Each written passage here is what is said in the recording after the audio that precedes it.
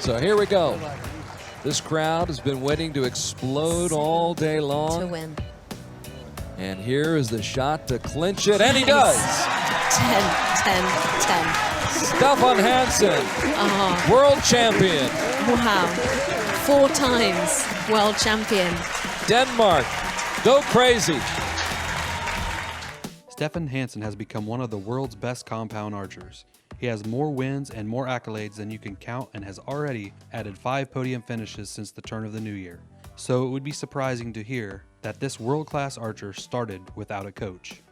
Yeah, so I started really early. I started at 7 years old, and I just slowly built everything up. I never really had a real coach that would be there coaching me when I was practicing, but I had Martin Damsbo to give me some tips a couple of times. He lived a little bit far away, so it's not really often. So most of it is learned by myself. That's what I mean with I started young, and I started really slowly learning. And I tried things and see if it worked. It was a good thing. If it didn't work, I'll just go back to what I did. When Hansen competes in a tournament, the toughest competition isn't always who you would expect. Oh, there's a lot. It's usually myself, I think.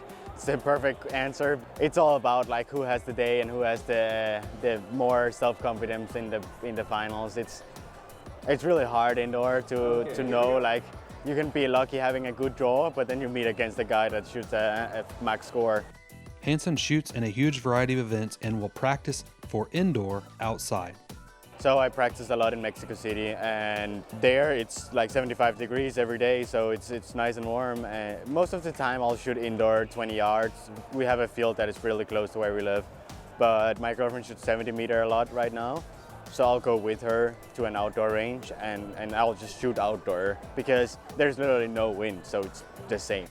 With such a busy schedule each year, Stephan motivates himself by setting a new goal each tournament. It's hard to say that I don't really have a specific competition that I say, this competition I want to win kind of thing.